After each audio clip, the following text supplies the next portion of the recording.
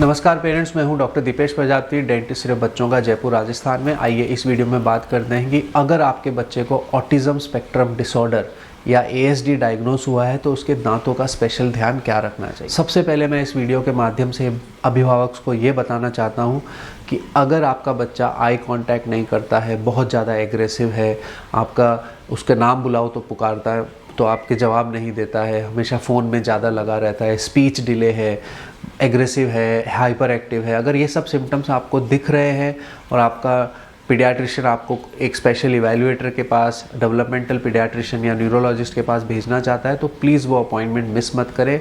डरे नहीं कि मेरे बच्चे को कोई लेबल मिल जाएगा, ऑटिज़म डिक्लेयर हो जाएगा। बहुत सारे पेरेंट्स मैंने मेरी प्रैक्टिस में देखे हैं कि ये समाज के डर से कि मेरे बच्चे को ऑटिज़म नहीं डायग्नोस हो जाए, उसका ट्रीटमेंट और थेरेपीज़ भी डिले हो जाती हैं। एज़ यंग एज़ बच्चा 2 साल के बच्चे को भी आजकल पीडियाट्रिशियंस सस्पेक्ट कर लेते हैं और अप्रोप्रिएट थेरेपी रिकमेंड करते हैं, और ये थेरेपी ही इन बच्चों का इलाज होता है जिससे अपन उनके डेवलपमेंट को इम्प्रूव कर सकते हैं। आप बहुत लेट जगेंगे, बहुत लेट थेरेपीज़ कराएंगे तो उसका असर भी कम होगा। आइए डेंटल के बारे में बात करते हैं। अपन को ये समझने की ज़रूरत है कि ASD या ऑटिज़म वाले बच्चों में बहुत सारे सेंसरी इश्यूज़ होते हैं।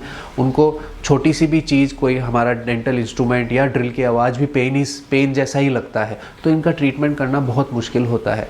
तो मेरा पहला सजेशन पेरेंट्स के लिए ये है कि अगर आपका बच्चा को ऑटिज़म डायग्नोस हो चुका है तो प्लीज़ अपने डेंटिस्ट को बिना प्रॉब्लम दिखाना स्टार्ट कर दीजिए। कोई भी डेंटल प्रॉब्लम का वेट मत करें, क्योंकि ऐसी कोई बड़ी कैविटी हो जाएगी जिसका इलाज करना भी मुश्किल है, जिसमें इंजेक्शन लगाने की ज़रूरत है, तो शायद एक ऑटिस्टिक बच्चा वो डेंटल चेयर पे नहीं करा पाए। और मेरी प्रैक्टिस में बहुत ज़्यादा कॉमन है कि ऑटिज़म बच्चों को फिर बेहोश करके डेंटल ट्रीटमेंट करना पड़ता है। इससे ना सिर्फ आपका खर्चा, बच्चे की रिस्क भी बढ़ जाती है। तो बेहतर यही है कि अगर ऑटिज़म बच्चे में डायग्नोस हुआ है तो आप एक बच्चों के डेंटिस्ट को तुरंत प्रभाव से प्रिवेंटिव रूप में दिखाने लग जाएँ कि सर देख लीजिए कोई दिक्कत तो नहीं है, क्योंकि अगर इनका डेंटल प्रॉब्लम बढ़ जाएगा तो आप इनका डेंटल प्रोसीजर और इनका डेंटल ट्रीटमेंट करना भी मुश्किल हो जाएगा।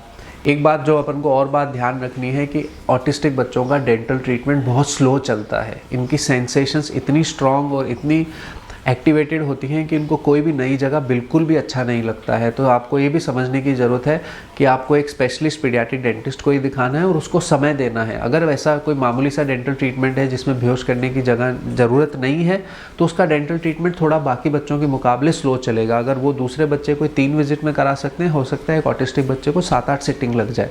तो ट्रीटमेंट स्लो चलता है। आप अपना डेंटिस्ट बार बार मत बदलिए, बिकॉज वो उसके लिए वो एक डेंटिस्ट भी एक सेंसेशन है, डेंटल ऑफिस भी एक सेंसेशन है। तो बच्चा जितना सेम सेंसेशन को बार बार एक्सपोज होगा उसको अडेप्ट करना, उसको एक्सेप्ट करना आसान होगा।